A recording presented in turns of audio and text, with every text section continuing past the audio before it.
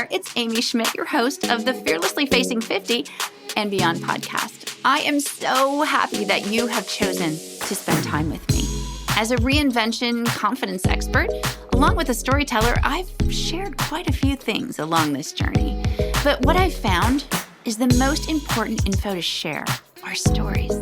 Stories of amazing people, ordinary people, extraordinary people, doing things that are going to inspire you to action.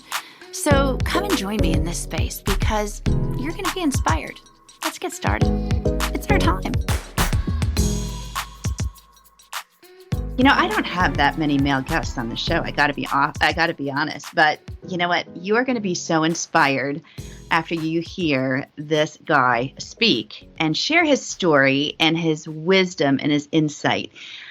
I got to just tell you, I say often that paths cross for a reason.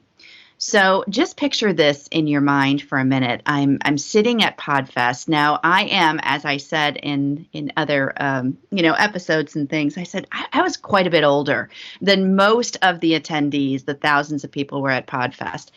And one of the first nights, it's all about getting out of your comfort zone and putting yourself out there. And, I can talk to most people. I can talk to a wall. And I'm sitting at this event, and all of a sudden comes over this guy. And he just has a magnetic personality, which you will see in this interview. But the thing that was so intriguing about him, when I sat back for a moment, I thought I could probably be his mom. But this guy has so many gifts he doesn't even realize yet, feeling like that older, wiser mom role. I just had to meet him. So I'm so excited to get this episode started because we are going to dive into relationships, community, connection, all of those things.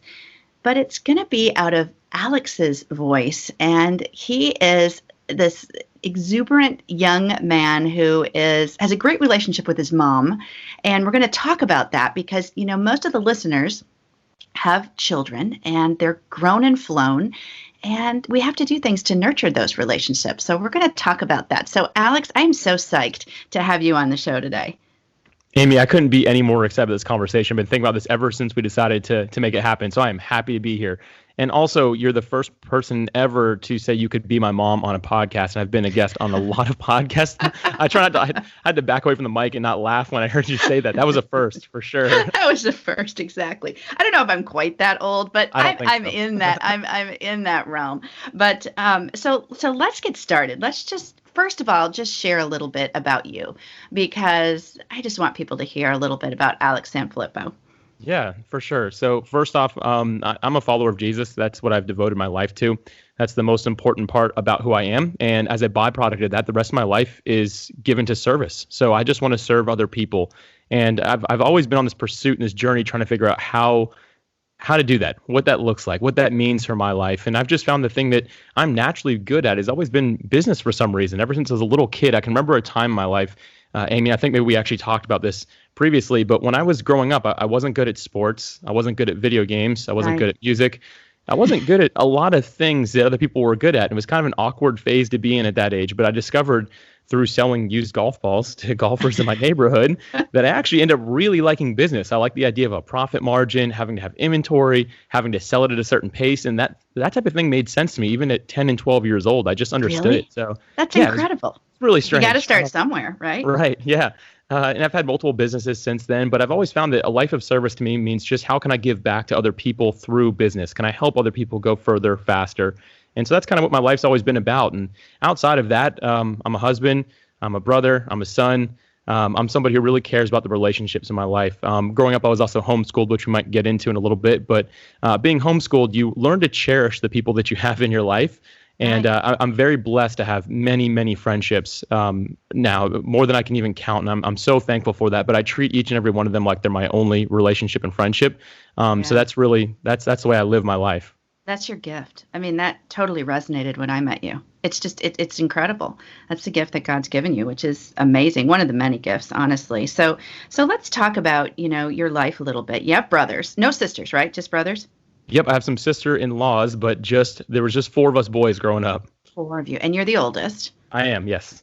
So are you that typical oldest child, do you think? When you look at birth order, do you check all the boxes? all the boxes, like which there's a lot of boxes. I mean, True. Like confident, responsible, okay. kind of, Yep. be in that big brother role.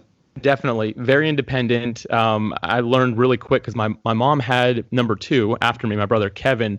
I think it was 15 months after me or 17 months. It was like really quick. So I learned to be independent very fast. And as it continued coming, I continued right. learning just to be more independent. And I like to believe I'm a responsible individual. And I've worked hard to get there. So I know, but there comes pressure. I look at my oldest and I think there just comes that pressure. Do you feel that or not really? I think I did. I'm out of that phase now, thankfully. But growing up, I did. I felt like I was watching my mom struggle with the youngest one who can't stop crying for some reason. The other one's trying to run away in a store.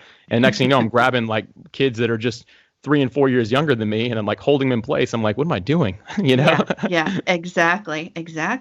So let's talk about, your mom, because it was funny in our conversation that we had. You talked about your mom. I mean, it just came up in conversation, and I love that.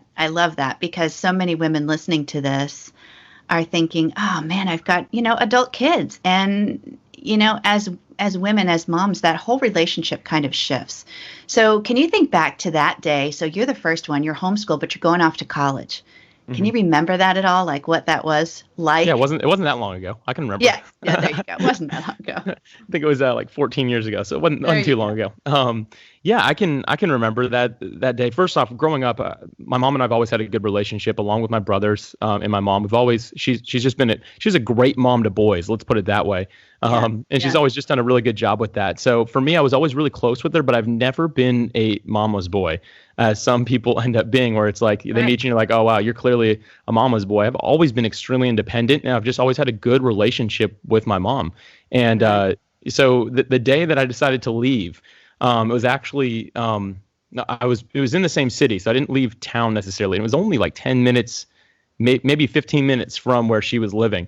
I'd seen her cry a lot in my life. A mom of boys still can cry, and honestly, she taught us a lot about exploring our emotions as well. Like she didn't make us like, she wasn't like never cry. She was amazing. Emotions a part of who you are, and that was really important. So it was definitely some tears shedding, and it wasn't one of those things where it was like she was just so upset that I was leaving or anything like that.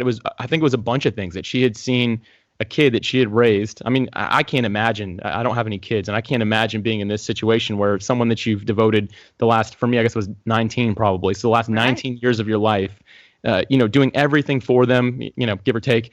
And and then one day they just leave. So it was kind of like joy, because clearly me leaving showed that I had some responsibility in my life and I was able to actually leave. I was leaving on good terms. And then of course it was kind of sad. Like she's a mom. I'm like leaving her nest kind of. It's something that's like I've always been there. Now I'm just not going to be. And it was hard for me too. Like leaving, it wasn't like I wasn't nervous about it. I wasn't scared about it. I was fully confident in the decision I was making. And it was just one of those things. It was kind of like, it was honestly kind of a beautiful moment for us both. And ever since then, like our relationship changed a little bit, which we might be able to get into, but really it still stayed just I didn't disappear. I wasn't like gone forever after that. Exactly. I was still part of her life. I know, but it is strange. I mean, I had a friend share a story once that said, she has 3 boys, not 4 boys. And she went to the grocery store and she was so used to buying, 3 different kinds of milk. And then she didn't need chocolate milk because that boy had left, he's off to college. So you go through all these shifts. So it's so good to hear from you that, it does change, but it's all about timing, and you were ready to go. And she was probably ready too, and then, so she had it with the other boys, and then all of a sudden they're all gone. What was that like? Can you remember that? I mean, do you remember your mom? Yeah. I mean, I would think that was a pretty emotional time. I think that really she cried second most when I left. And then the 2 in the middle, not as much, but when the last one left, that was like a really, you're forced, I'm not speaking from experience, I'm speaking from watching my mom's experience, but you're forced to have a complete mindset shift. You're no longer a nurturing mother at that point, right? I mean, I don't know if that's the right way to say it, but like you're no longer, there's no one in your house. It's you and your husband. Totally need or my dad. Yeah, so exactly. It's like, it's one of those things where she had to have that change. I think that one was probably really difficult for her youngest son leaving, and that was always her baby. I mean, we're 7 years apart, oldest to youngest, so we've always kind of all been there. But after, I guess, in all, us, like me first leaving, then the youngest one was only a total of like 25 years, and then they're all gone. So 25 years of her life, she had been like a nurturing mother and then shifted away from that. And at first, I definitely know it was tough for her. And me and my brothers, just again, having the relationship we did with my mom, we made sure that we were really there for her during that time. We came back for family dinners and all that type of stuff. We called her, we reached out.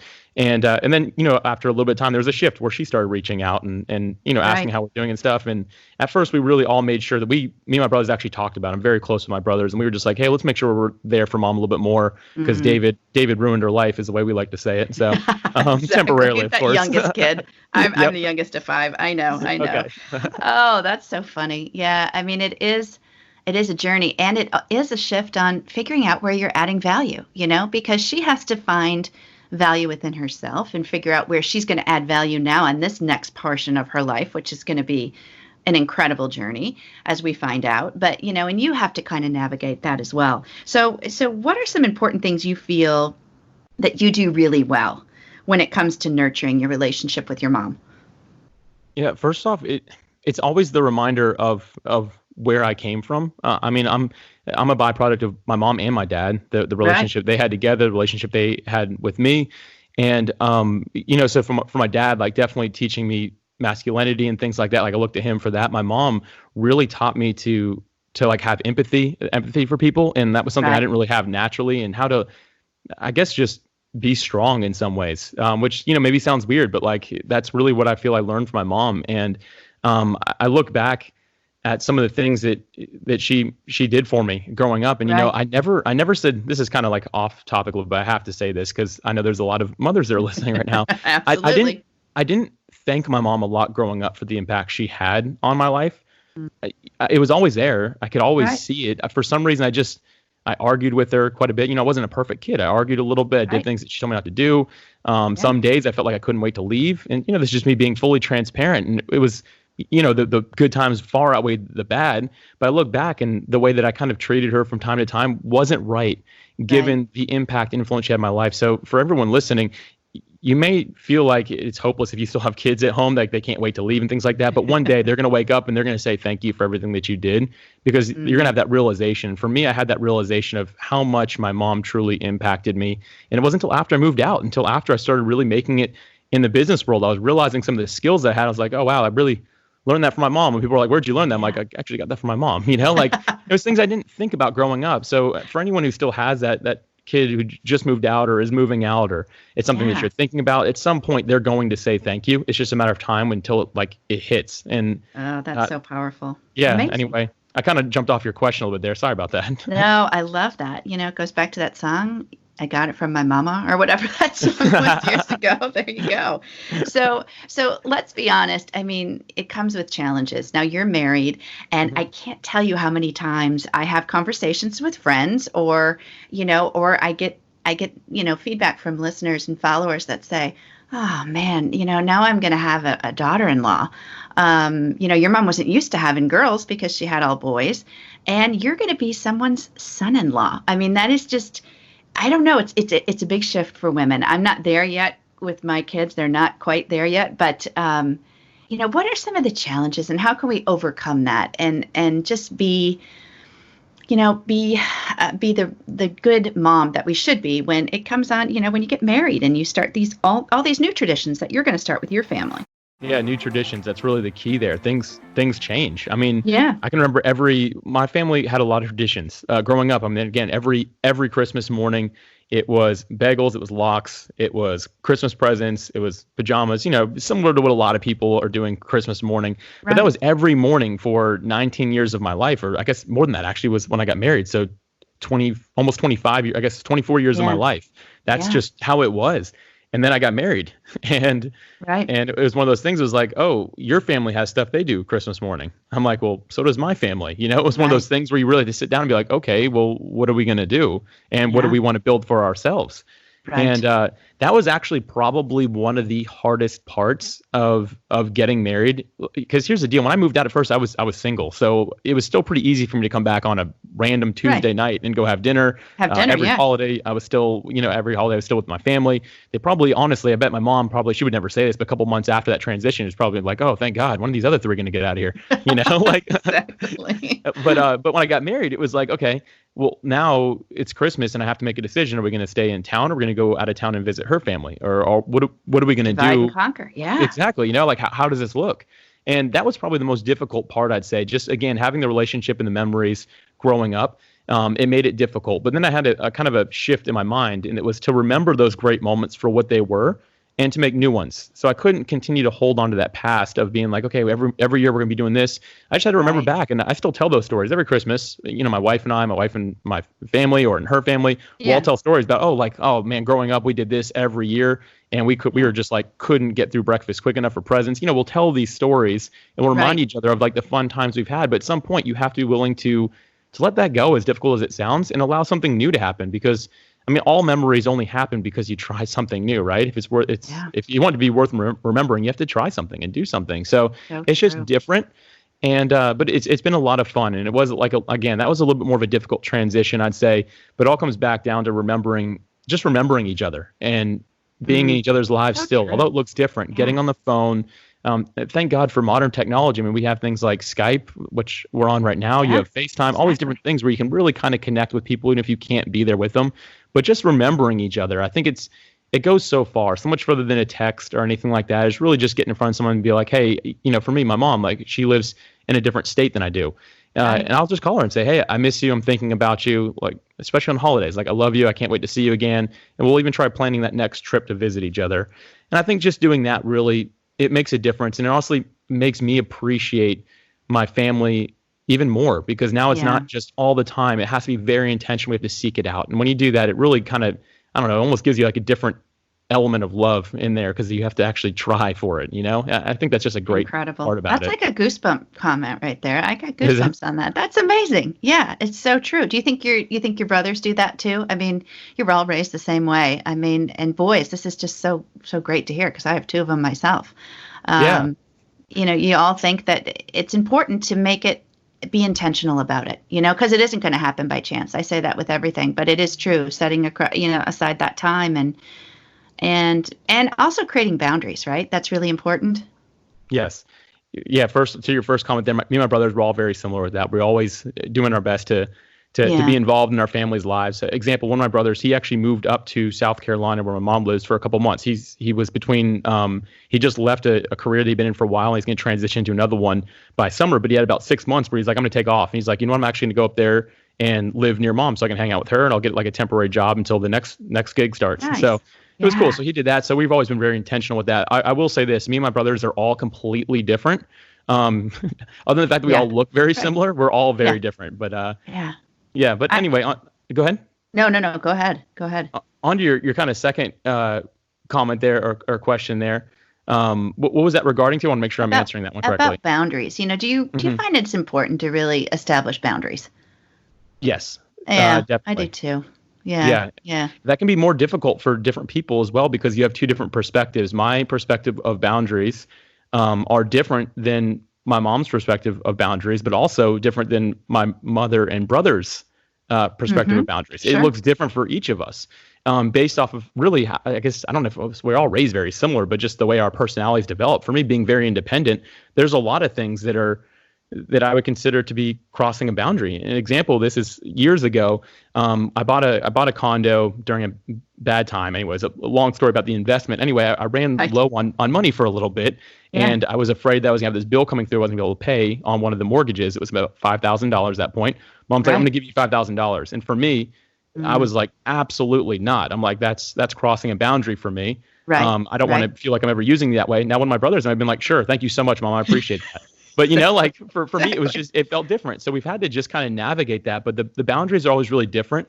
And I think the only way to set them really clear is to really actually be clear on them with each other and communicate very openly.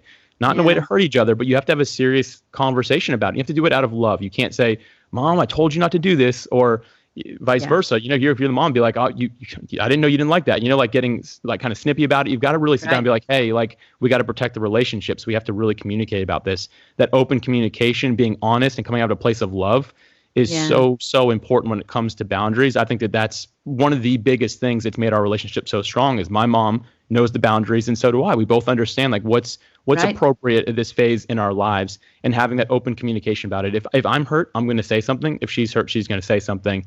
And you have to be really open to that. And sometimes someone's going to say something you don't like. My mom has told me some stuff over the last year that it was like, hey, Alex, this is a boundary that we don't have right. And it hurts a little bit, you know, but when you kind of sit back and say, you know what, this is coming out of a place of love, not of a place of, see, I told you so. When you can remember that, it makes it so much easier to really get that boundary set in stone. Oh, that's so true. And that's good advice for everybody listening. You know, you have to be transparent. You have to be able to have those difficult conversations and establish those boundaries. It's just important. Boy, that's super advice. Super advice. So, you know, what do you admire most about your mom? I loved writing that question when I was thinking about things to ask you. Oh, man. It's a tough one, isn't it? It is, you know, and I don't want to say I didn't prepare because I looked over these questions, but I remember seeing this one and I just wasn't sure how to answer it. And I don't know how much time I have, but I could talk for an hour on this topic. Yeah, but I won't do that. I think if I could give you and your listeners a little bit more insight, Amy, onto just my life growing up. So I was homeschooled growing up, which, you know, I've never really had the conversation with my mom if that was intentional or not. But growing up, I had a learning disability at a very young age and was discovered that I really wasn't able to read and write. And I struggled to do that, to actually learn to read and write. It was tough for me. And my mom was so patient with me. You know, I'm not like a super emotional guy, but this topic always seems to get me. She was so patient with me and really sat down with me. And I needed to be homeschooled because I wasn't going to be able to make it without doing that. And every day she just got into the thick of it with me. Every day we learned a little bit more and I was able to really progress. And, you know, I thank God years later, I was cured from whatever all these different things that I had that were keeping me from learning and reading and writing. But I was in my early teens before I could really pick up a book and actually understand what I was looking at. But my mom, I would say, was just, she understood she was able to, I guess, see who I could become, not just who I was at that moment. She never looked at me as a failure. She looked at me as somebody that could be a champion. And she just toughed it out with me. And today, I'm not the most successful person in the world, but I mean, I read 52 books a year. And I interview most of those people, and I'm connected in the business world. I've been an executive for years. I've done well. I don't say that to brag. I say a lot of that because that's the person that my mom helped me become by not giving up on me. And I think that the one thing that she really has is she doesn't give up on the relationships that matter most to her. And for me, she just wanted to see me succeed and do well in life. And I'll tell you what, I wouldn't be the man I am today without her. She taught me a lot about just life in general and just been, you know, she's a beautiful picture of what it means to really love and be a loving person. And that's amazing. I could say a lot more, but she's cool. Her. Maybe I can introduce you at some point. She's cool. Yeah, exactly. Well, you know, our kids inspire us to be better too. I mean, I'm sure she looks at you and you've inspired her in so many ways, and she's taught you the gift of resilience, which is amazing to see, you know, where you are now. And, you know, so some people that are listening struggle with relationships with their kids. I mean, you know, it's like any journey. There's going to be bumps in the road. There's going to be times when you're kind of circling a cul-de-sac saying, I just don't know if I want to bring this up. You know, so what can we do as parents to best support our kids? Like, I would love to hear from your viewpoint, you know, what we can do to really support you as you're launching your career, as you're getting married, as you're starting families, all of that. Yeah, I think that you're probably gonna get a little bit more of a business answer. You just got an emotional answer from me. Now you're gonna get more of a business side. But I think that for me, it's to truly be a connector. As a parent, be a connector. So I think that many parents, and I've seen this, thankfully not in my own life, but some of them are like, hey, you know, I have some of my friends like, man, my mom's always calling me to tell me to check up on my grandma and like always kind of getting on to me about different things.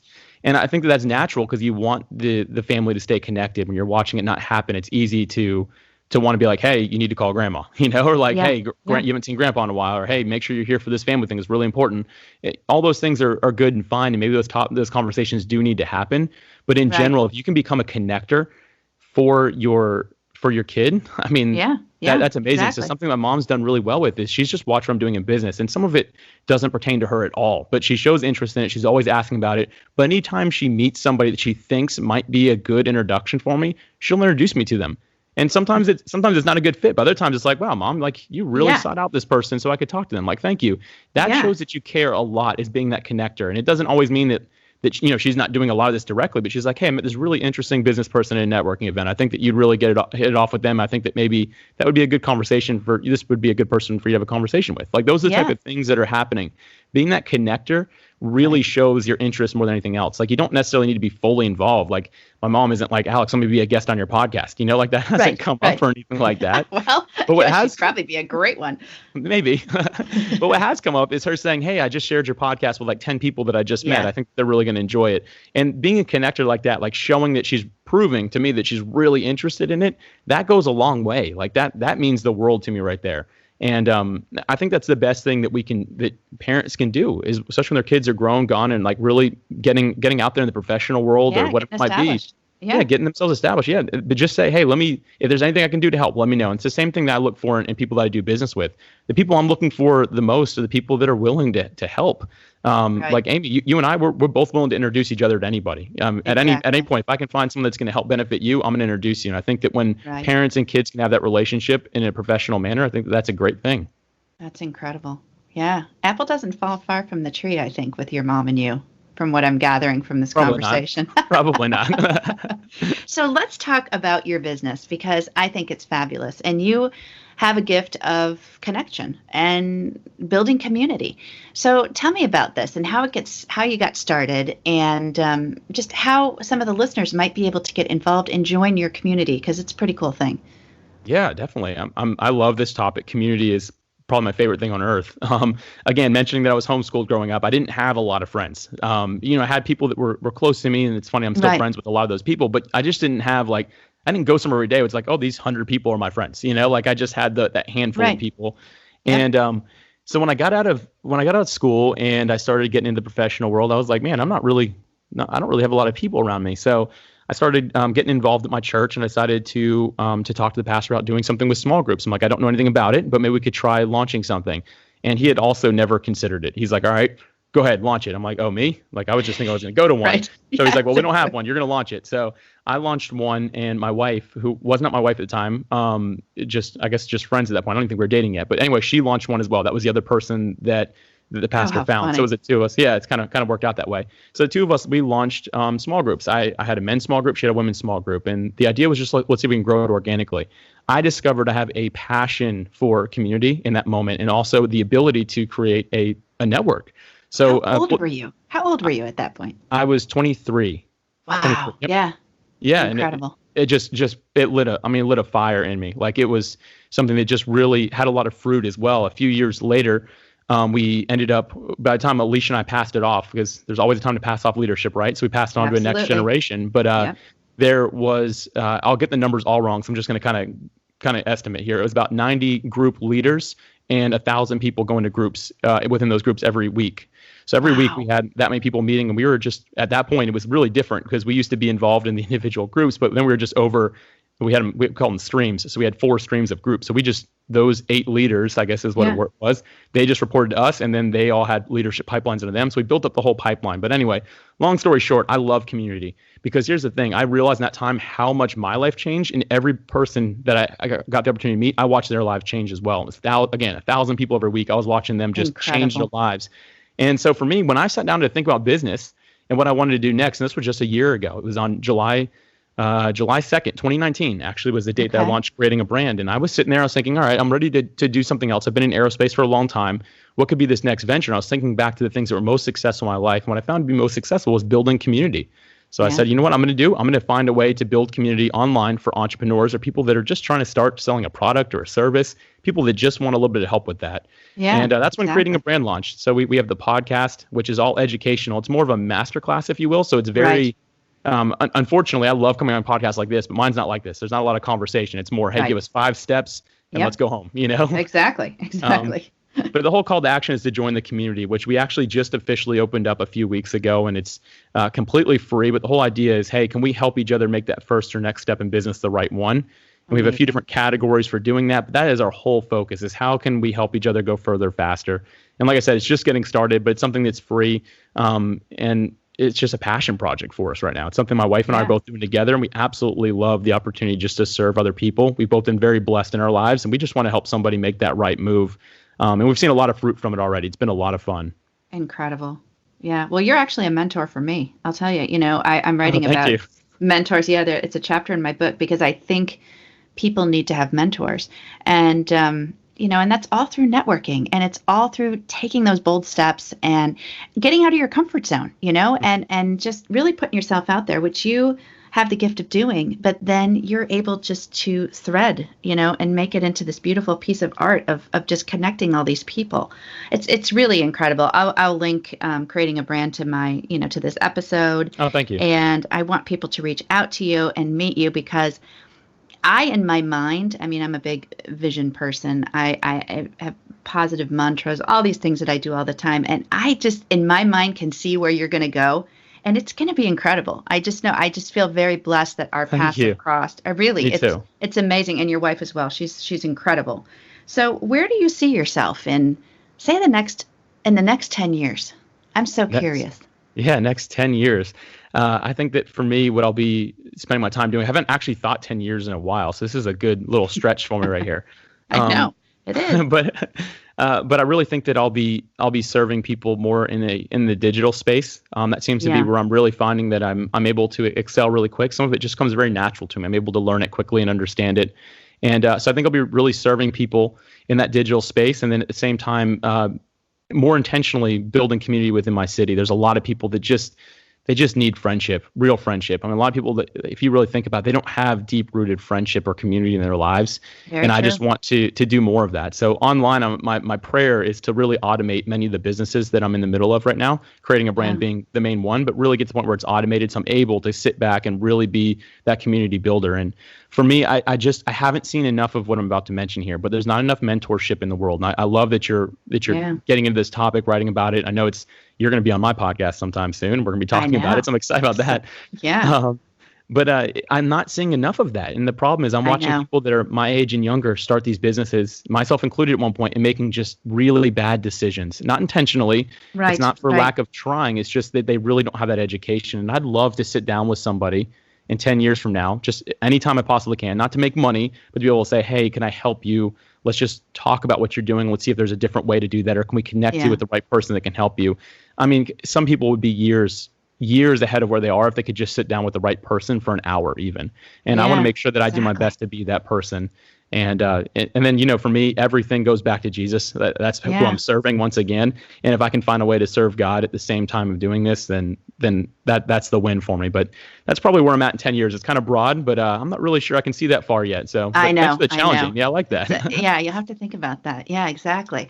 Do you find that, because I find at this age, and the women that I work with and a lot of the businesses that I'm working with, we're really into collaboration over competition now. I think back, where you are in your, 30s and late 20s, 30s and starting businesses, it seemed to be competition over collaboration. Do you see that shift now? Are you seeing that there's more younger millennials and things like that are really collaborating more? I like to believe so, but for me, I've seen the really big competition side of things. I know. My main job that I've had for many years, I've been in the aerospace industry, as you knew, kind of through my 20s. And I was an executive at this company, and it was just cutthroat competition. You were just bred to think about, okay, who else is quoting this? It wasn't even like, can I get the sale? It was, no, who else is quoting this? I need to know what I have to do. And honestly, for a long time, it was very unhealthy for me. It showed up on all of my personality reports I do. One of my biggest things was competition. And I'm not by nature a person that's really competitive. Like, I like to collaborate. Yeah. But that really brought it out of me in a wrong way. I found I was more angry, more aggressive, and I didn't like it. And ever since I've really gotten out of that mindset and moved into different elements of business, I've moved away from that altogether and into collaboration. Here's the deal. Competition isn't bad. As a matter of fact, there's somebody who wrote, I think it's called The Connector's Advantage, a book that recently came out. Anyway, the author talks about in it how an example, she uses gas stations. If there's one gas station in a corner and then two more pop up, many of us would look at that like, oh, there's their competition. But the truth is, all these gas station chains have discovered that if there's three of them there, they all make more money. Not one. It's not one or the other is making more money. All three will make more money because Right. it becomes a landmark and gives people the reason to be like, oh, well, I really like this one, so I'm always going to go here. Yeah. And for some reason, it just works that way. So collaboration, I think, is really important. And I think that if you have a scarcity mindset, it's dangerous. That is a dangerous place to be, thinking there's not enough to go around. There's a quote that I've said for years now. A lot of people laugh at it, but I say it a lot. There's a million ways to make $1 million. And I firmly believe that it's true. There really is. I mean, there's enough to go around for all of us, whatever it is that you're doing. Just find your niche, and then also find who you are helping, what problem you're solving for somebody. And chances are it's actually more unique than you think. And then just remember, can I collaborate with anyone else who's maybe not doing exactly this, but something similar that might be able to help someone answer another similar question? Right. But yeah, for me, collaboration is what it's all about. And, you know, I had three younger brothers growing up. So we were competitive with each other growing up. Absolutely. I think at the end of the day, if someone ever messed with one of us, it was collaboration all day. How can the four of us stop this? You know, so we always had that mindset. Yeah, exactly. Thank you so much. Just thanks for spending this time and just sharing the air with me, because it's amazing. And I'm just so glad our paths have crossed. I'll link everything to the episode so people can reach out to you and join your community, because it's an incredible place. And just continue doing what you're doing, because the sky's the limit. And a huge shout out to your mom, because, man, I think sometimes we as moms kind of sit back and say, did we do it all right? Did we make mistakes? And of course, we all do make mistakes. But man, she did a heck of a job with you, and kudos to her. And thanks for sharing your insight on nurturing that relationship, because it's important. And I think that sometimes women tend to really get sad about that and think that they're losing that connection. But like you said, there's so many ways to nurture it. And thanks for sharing that. I really appreciate it. Yeah, absolutely. This was an honor to get to talk to you and your audience. I'm just so excited to be here today, and I really appreciate the conversation. It's fantastic. You bet. All right. We'll be in touch soon. Thank you. Okay, so I hope that this episode inspired you, encouraged you, and challenged you. Because when we share our stories, they're inspiring. You know what? It's important for people to connect. Connection is key. People need people. So as you go forward this week, or today, be a difference maker, be a change maker, not only in your life, but in somebody else's. Reach out with a text, an email, or a phone call. Connection is key.